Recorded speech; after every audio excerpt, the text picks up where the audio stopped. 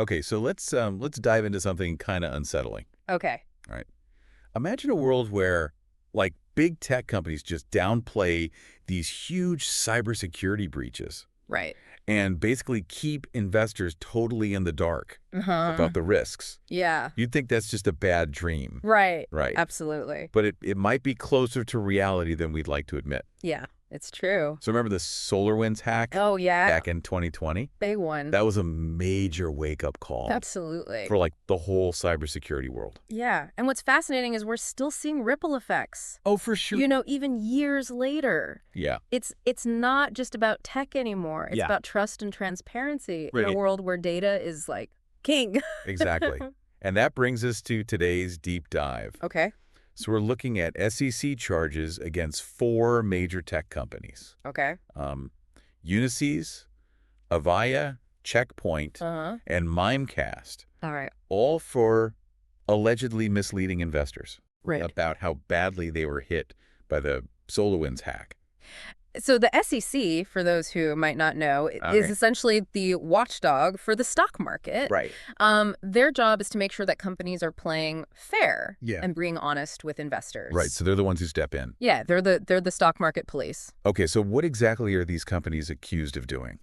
Well, they're accused of basically downplaying the severity of the breaches Okay. in their public disclosures, which Yeah. is a really big deal. Yeah. Because accurate information is crucial For sure. for investors to make smart decisions Yeah. about their money. Okay. Let's unpack each case. All right. First up, Unisys. Okay. So they're this global IT services firm, and it sounds like they tried to just, like, sweep their SolarWinds problem Oh, yeah. under the rug. Yeah, the SEC claims that they knew about 2 Right. significant SolarWinds-related intrusions. Intrusions where gigabytes of sensitive data were actually stolen. Wow. But instead of being upfront about it, Right. they publicly, like, downplayed their cybersecurity risks. Right. They made them sound hypothetical. So they were trying to make it seem like everything was under control. Right, almost like saying, well, this could happen, Right. but don't worry, it probably won't, Wow. you know? So they were trying to make it seem like everything was under control. Yeah. When it clearly was. When it clearly wasn't.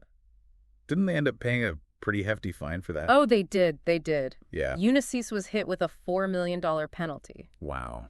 which is a pretty clear signal from the SEC that they're serious about cracking down on this kind of behavior. Oh, wow. That's huge. And the severity of the breach, combined with that deliberate attempt to mislead investors, Yeah. definitely played a role in the size of that penalty. Okay, so that sends a strong message. Yeah. All right, next we have Avaya, Okay. a company that specializes in, like, communication tech. Right.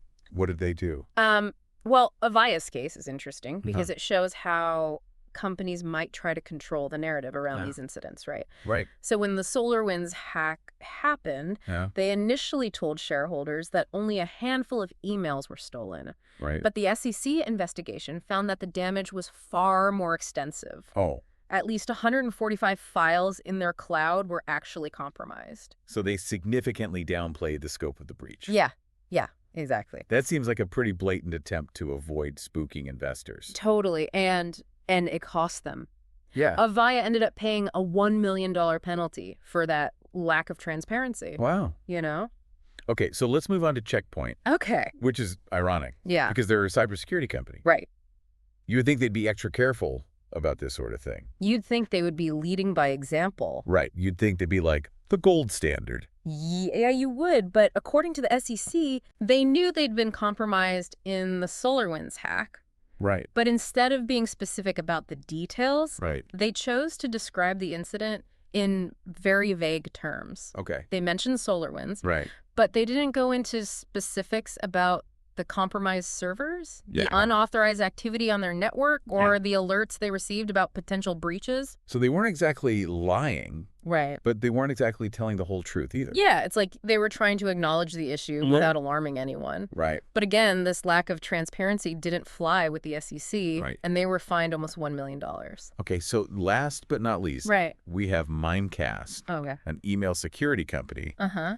Your case seems a little different. It is.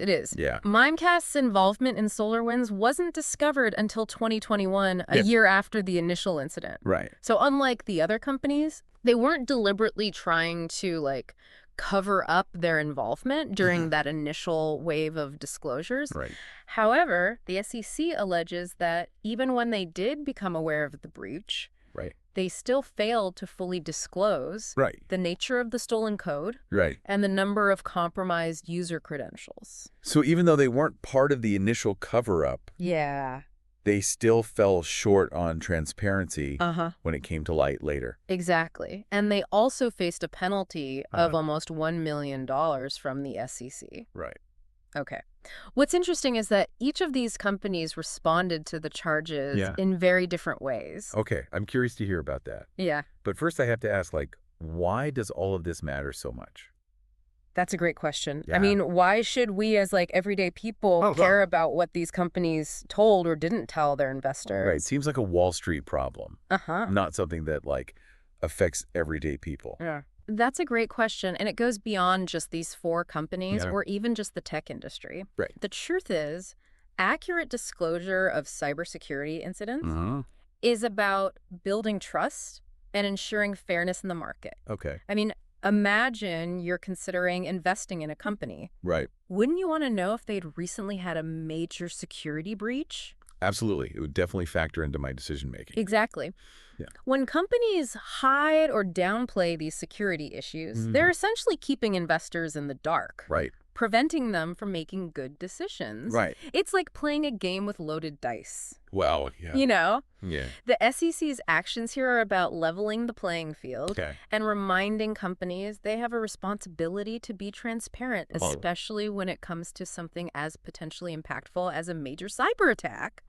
So it's about holding these companies accountable and setting a precedent for the future. Okay, so you were saying each company responded differently. Oh, yeah, that's right. And what's fascinating is how they did it. Okay. Some were more contrite than others. Right. For example, Avaya actually emphasized their cooperation with the SEC and highlighted the steps they've taken to enhance their cybersecurity. Okay, so maybe they're trying to rebuild trust.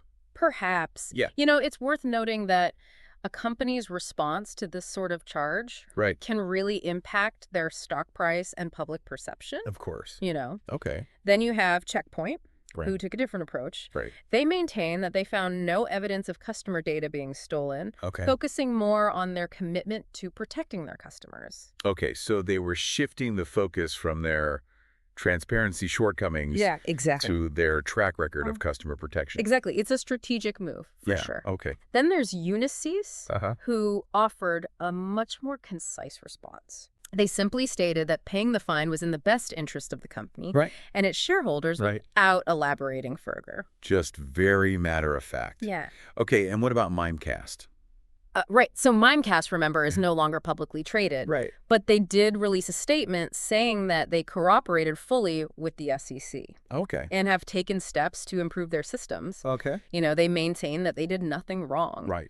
What's interesting here is that we see a range of responses from accepting responsibility to defending their actions. It's almost like a case study in crisis management. Yeah, it is. It is. But what does all of this tell us about the bigger picture of cybersecurity? Like, is this just an isolated incident, or is there something more going on here?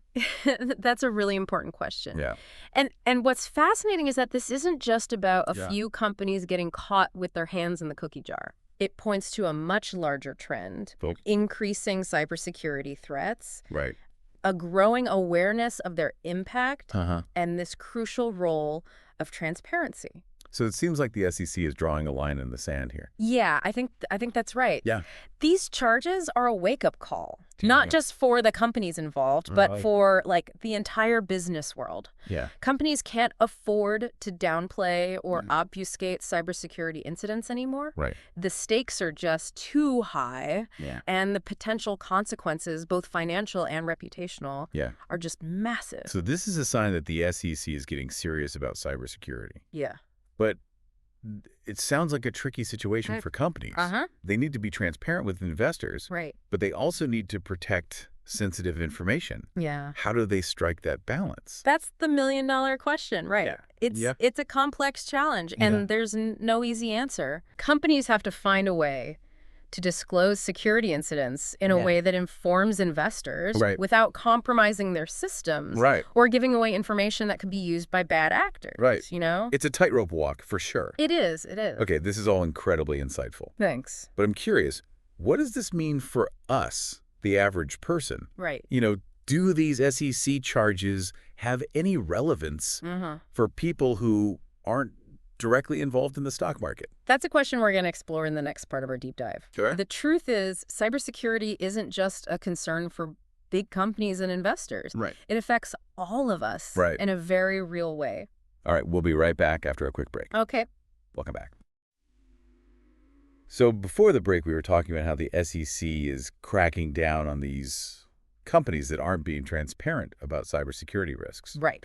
It's fascinating stuff, but I have to admit, it's also a little unsettling. Yeah, I can understand that. Yeah, it's kind of alarming to realize, like, how much we rely on these companies to protect our data. Yeah. And how easily that trust can be broken. Like, this isn't just about big companies and Wall Street investors. Right. Right. Cybersecurity impacts all of us. It does. Yeah, every time we shop online, use social media, or even just, like, check our email. Yeah. We're trusting companies with our personal information. Yeah, you're absolutely right. Yeah. And the truth is, the SEC's crackdown on these companies is a reminder that cybersecurity is everyone's responsibility. Right. It's not just the responsibility of big corporations. Okay, so what can we do? Right. It all feels so overwhelming. Yeah. Like, where do we even begin? I know, it's true. The digital world can feel like a bit of a Wild West sometimes. Right. But the good news is that there are practical steps we can take to protect ourselves. Okay. And the first step is awareness. Okay. The more we understand about the risks, the better equipped we'll be to make informed decisions. That makes sense, but knowing where to find reliable information can be a challenge in itself. Yeah. There's so much conflicting advice out there. I hear you. It can be a real information overload. Yeah. But one thing we can learn from these SEC cases is that transparency is key. Okay. We need to push for companies to be more upfront about their cybersecurity practices and their track record when it comes to data breaches. So it's not just about being careful ourselves. Right. It's also about holding companies accountable. Exactly. But how do we do that? I mean, I'm just one person. Right. What difference can I really make? That's a great question. Yeah. And it might feel like our individual actions don't have much impact. Right. But they do. Okay. Think about it this way. Okay. When you're choosing a bank, you probably consider things like their financial stability, customer service, and maybe even their ethical practices. Yeah, those are all important factors. Cybersecurity should be part of that equation, too. Okay. We need to start asking companies tough questions about how they protect our data. Okay, like what? What kind of security measures do they have in place? Right. What's their track record when it comes to data breaches? Right. And how do they communicate with customers when something goes wrong? So it's about being an informed consumer. Yes. Not just about finding the cheapest product or the most convenient service. Yeah, exactly. We need to start factoring cybersecurity into our decision-making process. Right. And the good news is that we have more power than we realize. Okay. When we demand transparency from companies, we're sending a clear message that cybersecurity matters to us. Right. And that can drive real change. So it's like voting with our wallets and our voices. We need to be both informed and engaged consumers. Okay, so I'm ready to be a more informed consumer. Okay. But where do I even start? How can I find out about a company's cybersecurity practices? Yeah. It's not like they advertise their vulnerabilities. You're right. It does take a bit of detective work. Okay. A good place to start is the company's website. Right. Many companies now have a section dedicated to security or privacy. Okay, so I should look for a security section on their website. Right.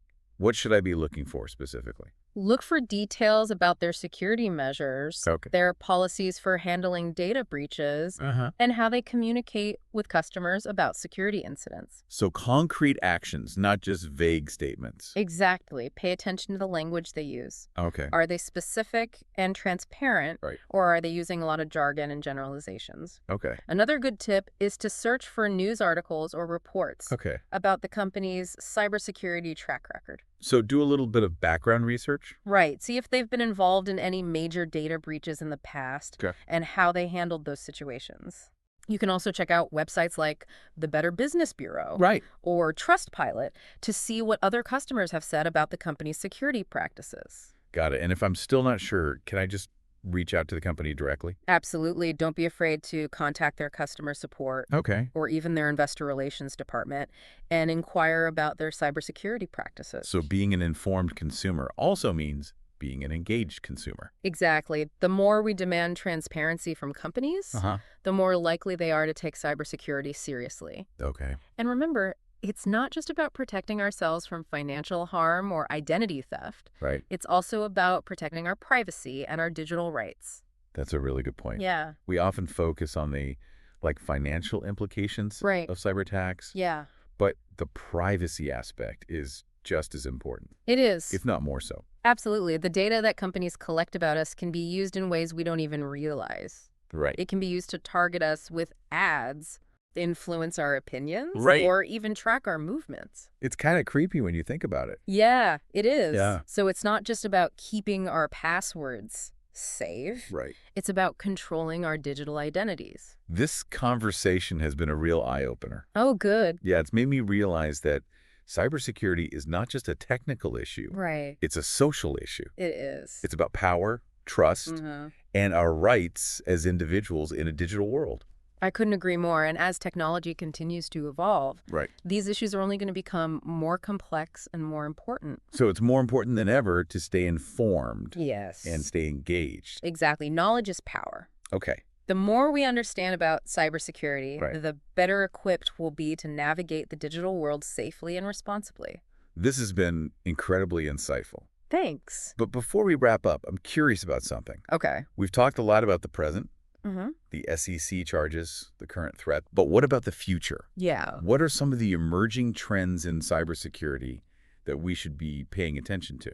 That's a great question. Yeah. The cybersecurity landscape is constantly evolving. Right. And there are definitely some fascinating trends on the horizon. One of the biggest trends is the increasing sophistication of cyber attacks.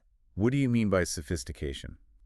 Well, we're seeing a rise in attacks that are harder to detect and harder to prevent. Okay. For example, ransomware attacks are becoming more common and more sophisticated. Ransomware attacks. Those sound terrifying. They can be. Yeah. Essentially, it's where hackers lock up your computer systems or your data and demand payment to release it.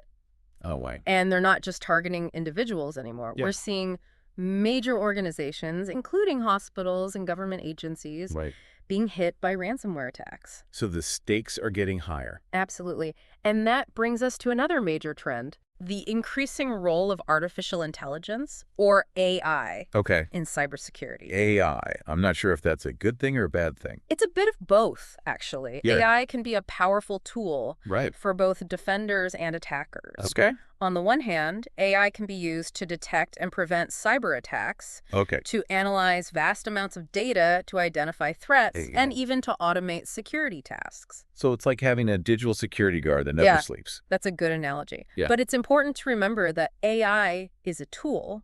And like any tool, it can be used for good or bad. Hackers are also using AI to develop more sophisticated attacks, to test vulnerabilities, and to create more convincing phishing scams. So it's an arms race in a sense. It is. It is. Yeah. Both sides are using increasingly powerful tools. So what does this AI arms race mean for the average person? Right. How do we protect ourselves in a world where cyber attacks are becoming more sophisticated and harder to detect? That's the challenge, isn't it? It's a reminder that cybersecurity is an ongoing process. We can't just set it and forget it. We need to stay informed about the latest threats. We need to adapt our security practices. And we need to demand better security from the companies we interact with.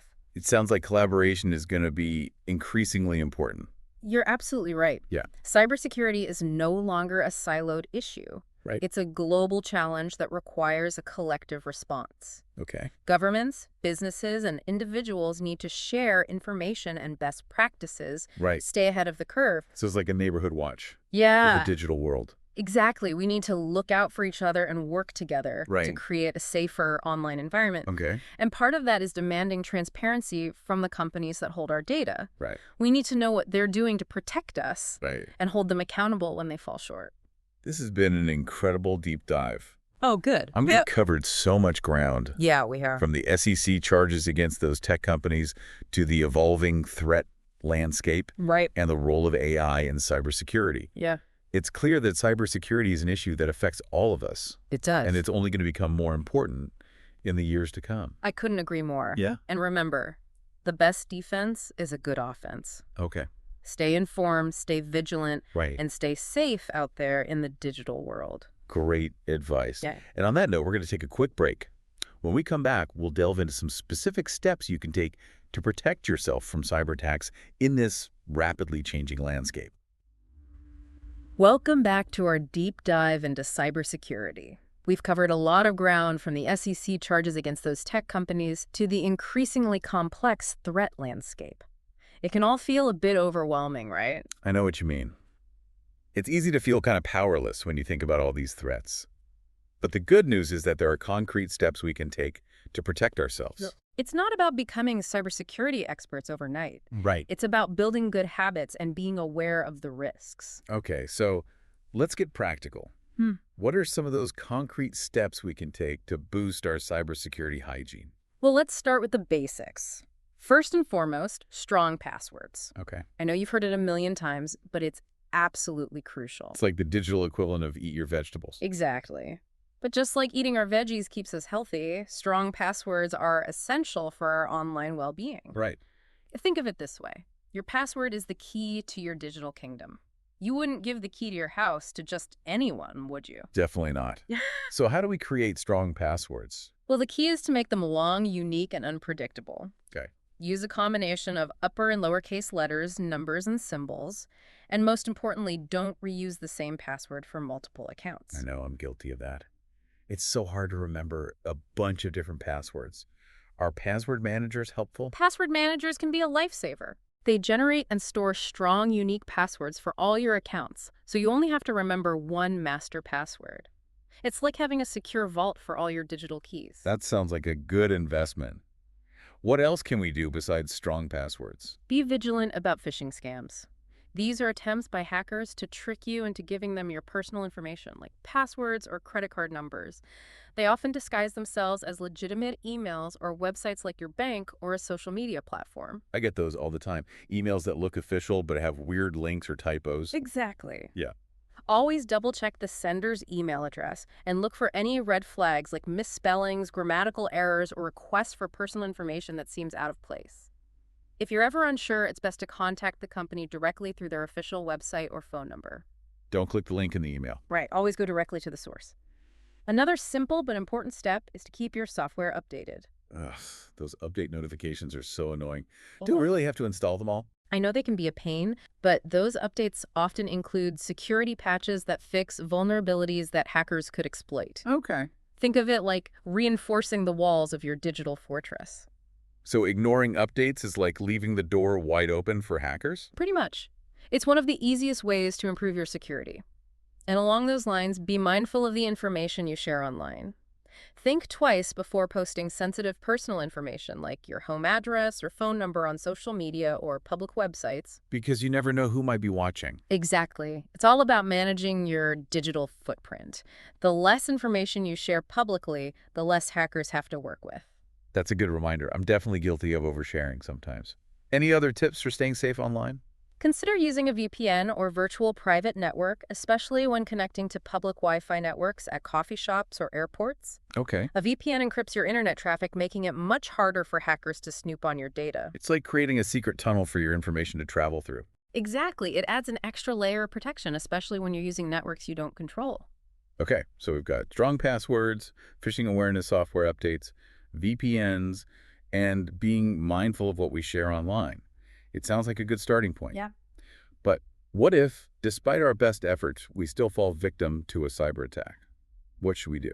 First, don't panic. It's easy to feel overwhelmed and helpless, but taking a deep breath and assessing the situation is crucial. If you think your financial information has been compromised, contact your bank or credit card company immediately. And change those passwords. Absolutely. Change any passwords that may have been affected. And if you suspect you're a victim of identity theft, you should report it to the authorities and consider placing a fraud alert on your credit report. Okay, so those are the immediate steps. Yeah. What about the long term?